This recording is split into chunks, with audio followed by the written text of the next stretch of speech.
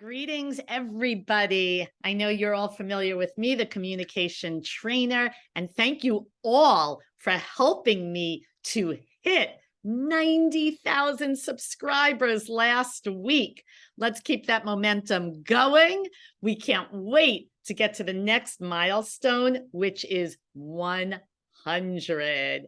Today, I am really excited to discuss with you a really important topic, obviously about effective communication, but this topic is about effective communication pertaining to child safety. And what could be more important than that? I am delighted to be hosting my friend, my colleague, Tabatha Barron, who is a parent, an educator, and a child safety advocate. And she does what she does because she loves helping others. And if you've watched all my videos, you know that is how I became a speech pathologist, and that is how I became the communication trainer. It is all about helping people, whether it's in business, whether it's in child safety, and it all comes back to effectively communicating. With greater than 15 years of engineering experience, Tabatha has decided to create a platform to improve the communication during school dismissal for all involved. And if you are watching, I want you to put in the description box or in the comment box just how important you feel that that platform is. Whether you have a child, whether you have a niece, whether you have a nephew, whether you have a grandchild, I think you will share my thoughts and certainly Tabatha's thoughts on how important this topic is. So I'd like to get started and ask Tabatha some questions that I know you all have, because it's such a important yet somewhat unique topic. So Tabatha, thank you for joining me here today. It is a pleasure to have you share the platform with me. Thank you for inviting me. This is going to be awesome. It is, because it's such an important topic that needs to be educated to so many. So why did you choose to find a solution for the arrival and dismissal time at schools? That's a great question for sure. The reason for me was because my niece got put on the wrong school bus twice in the same school year as a 5-year-old, but then dropped off 5 miles away from where she was expected to be. Her pleas were ignored. So as she attempted to advocate for herself and say, this is where I should be, I'm not supposed to be here, she was completely shut down. So it helped me understand that it was time to build something to help each student effectively communicate their way home. And it's very key that I use those two words together, effectively communicate. And that's because children have things to say, but sometimes adults don't want to listen. So I needed her to be able to feel comfortable enough to say, this isn't my bus, and that a system will back her up and say, and it confirms that that student is telling the truth. And then they have the opportunity to make a different decision. And I believe are you in the New York City area, if I recall? No, I'm currently in Texas. Oh, but okay. New York City is an area in which I would love to be in. So I do know, because there was an incident that happened that kind of let me know it was necessary to go to New York, when a little person was let off of the wrong stop and a stranger found them on a busy street. And if it wasn't for the fact that the mom had the mindset to put her business card in their backpack, that child would have been turned over to the police or worse, right? Because they wouldn't have known how to get a hold of that parent. Yeah. Well, the good thing, the reason I brought up New York City, the good thing is they are teaching such child advocacy to the kids that when I was having a discussion with my grandson recently, who's 8, about, let's just call it manners and respect. Yes. He said, well, in school, I am taught that I'm allowed to have my own opinion.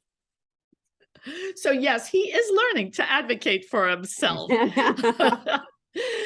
So let's continue. What keeps you going when the education system, certainly in some cities, can be so broken and difficult to penetrate? Yeah. So another great question though. Every day that I don't get up to help is one day I know that a child gets to be traumatized by an incident that we are unaware of, right? And so there are days in which I do want to give up because there's the trying to have conversations with educators or with those leaders have left me feeling as though I'm doing everything wrong. And because according to them, that problem is not real or exists. But that's an incorrect statement. I got confirmation again from a superintendent and multiple teachers last week that says this problem is very prevalent, but parents are unaware of it. But it's something that they worked to try to solve. But unfortunately, because they're inundated with so much, that's what happened, it's harder for me to get to them and have a sound conversation. Because just think about it from our standpoint, we're being pitch slapped on a regular basis. So education is having the same experience. So I had to had to look at it from their standpoint as well. So at the end of the day, if I don't get up and do it, then who is doing it? And what child will fall through the cracks and potentially die? So those are the things that I think about, because as long as I'm ringing the bell, somebody can be listening. Absolutely. So going back to that smart mother with the business card, what my daughter does is she puts, not that Apple Yeah. needs me plugging anything, Apple, but she puts an Apple tag in her son's knapsack so she knows where he is. She works full time. She wants to make sure she knows exactly where he is on his trip home, which thankfully is only 2 blocks and he doesn't need the bus. But is that something you would recommend to your parents, to use the Apple tag? So yes and no. So yes, I would. But here's the problem. Here's the thing. We even myself, we kind of get into this place where we're like, if I have this, then at least I know, right? But all you know is their movement, right? You don't really know, you really can't control what's happening. So my example is this: a superintendent told a parent with an Apple device, if you want to track your child, just drop a cell phone in their backpack. Do you know what? So he didn't want to make changes to his dismissal. He didn't want to make changes to what was happening, although they kept losing the same kid over and over and over again for the same identical reason. So what happens is when you put the AirTag on them or you put the iPhone in their backpack and pray that they don't find it, because then they're just going to play games and wear the battery down, is that now you're tracking him, he or she, on a vehicle that you don't have access to. So what are you doing? Are we just driving behind the bus saying, my child's on the bus, but I have no, that's not the answer. Right. The answer is to identify that the child is misplaced and place them where the parents have assigned them. The trackers are good because at least you now know where they are. But the sad part about that is at the same time, you may know where they are, but who has them as you know where they are? And so I believe that if this is the only way you can see fit to do it, then do it, right? I think in some cases, I think a lot of people need to be tagged, but we got to be careful how we're doing that, because you're not the only person receiving that information. Right. And the way my system is set up is that no predator will be able to access or get a hold of your child, even though we have a card given to that child. Right. They don't know that child's name. They don't know their location. They don't know where they are. So we just want to be careful of the choices that we're making, because we're feeding data into a machine that's turning around and giving that data back to us. Yeah. And I think that holds true. That's all great. With any technology, we can't rely solely on any technology for anything. That's correct. So I think that's a good point. So speaking of your platform, tell us briefly a little bit about your platform and why is your product different than others? Okay. So one is that we only use 6 digits on our cards. So if the card is lost, it can never be tracked back to the student that was assigned to unless it's returned back to its original point of entry, right? So your original school will be the only ones that can identify who that card belongs to. That is a safety mechanism, and they're on purpose. The other thing is that we have a parent app that complements the main app that the schools have. By being able to do that, we can reduce the amount of phone calls going into the school office for change of dismissal, early pickups, things like that, a replacement card. All of that information can be done on our app. And then the other thing is that not only are we telling you your student got onto this bus, but now you're able to track the student on the bus versus you're just tracking the GPS module that's on the bus, waiting for the student to arrive. So there is sometimes in some of the other technologies, you're tracking a module. And if your student never gets on the bus, then you wait and the doors open, and guess what? Your student's not there. So there are some definite differences between what we offer and what we and others. And the other main point is we cover 100% of an elementary school dismissal. That means that walkers and bikers, car riders, childcare bus riders, and yellow bus riders all use the same system and get a time and date stamp for when they leave the building. That is not done by anyone else but keeping your kids safe. And share with our audience, as you know, I'm a communication trainer. My audience hears me give tips and techniques all the time about the importance of effective communication. Share briefly why it is so important in this project, this platform, this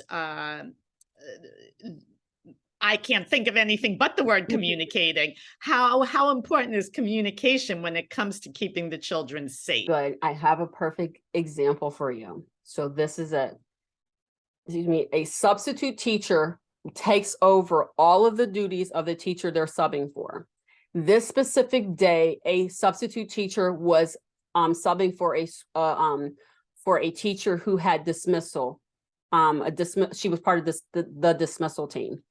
That sub took our platform and was taught how to use it because it's easy enough to use for anyone. So she scans the student, the information appears on the screen, and it alerts her and tells her that child is being sent in the wrong direction. This is not his bus. The child then convinces the sub, my mom changed my stuff. I can go here now. Don't worry, I'm good. My mom said I can go to this new childcare center. That one, she doesn't want me to go to. She doesn't know any better. So she has accept. And she allows him to get on the bus. Now, manual processes would not have caught this, period. There's no way in the world that you would have been able to catch it. You'd have caught it on the notes, maybe, if she wrote them, but that's not always the case. What happened in this instance was the mom got an instantaneous message, and she looked at the message and she picked up the phone and she's like, hello, he is on the wrong bus. And I know it was a he because they told me who it was. So they were like, he is on the wrong bus. He's actually meant to go to the other childcare center. So I never go out to childcare centers, but in this example, I'll just give you 2 childcare centers. Neither one of them, we don't know whether or not they're working or not. He wanted to go to the fun place, which is children's learning. His mom says, okay, I need you to go to Goddard. And he was like, I want to go to Goddard, right? So he wanted to go to the fun place. And sometimes that happens. So they thanked her for calling, got on the phone and got on the 2-way radio and contacted the dismissal team and told them, hey, that he's on the wrong bus, pull him off. They were able to pull that student off before that bus ever left the campus, which meant crisis averted. Now you don't have to run after that bus. Now you don't have to have that bus driver bring that student back. And now you don't have to have that parent show up at a school crying because their child didn't make it to the destination of their choice. That is the beauty of communication. Yes. My favorite topic. That is fantastic. And I know that so many people are going to want to reach out to you. I know that we've got your website right there. For those watching this, just go to the description box. We will have Tabatha's contact information, but again, her website is right there. Speaking of my favorite topic, communication, you can always get a copy of Communicate Up the Corporate Ladder, How to Succeed in Business with Clarity and Confidence. Doesn't matter whether you are a parent, whether you're in business, whether you're an administrator, this book is filled with simple tips to build effective communication, and effective communication will save your children's lives. So our goal here at Corporate Speech Solutions and on this channel is to empower all of you to develop clear, confident, and effective communication for any situation, whether you are presenting, leading a meeting, or simply engaging in that day-to-day communication. I want to thank everyone for tuning in for this incredible information. Tabatha, thank you so much for taking the time to meet with me to spread this message. Anything else you'd like to share with our audience? So I thank you very much for allowing me to share the space with you and be interviewed by you. This has been an awesome experience, but I just want to let everybody know that when your schools decide to work with us, there is an opportunity for me to write a check back to them for $4,000 that will offset the cost of the program that is already very inexpensive to capture. So if your school needs extra money, please feel free to reach out to us, because we are open to a collaborative partnership with you, your student, and your school. And I thank you very much for the time. Tabatha, we should have led with that. Everybody wants to make money. Lots of continued good luck. There are thousands of people watching this, hopefully, that will reach out to you and help increase child safety. So thank you, thank you, thank you for joining us today.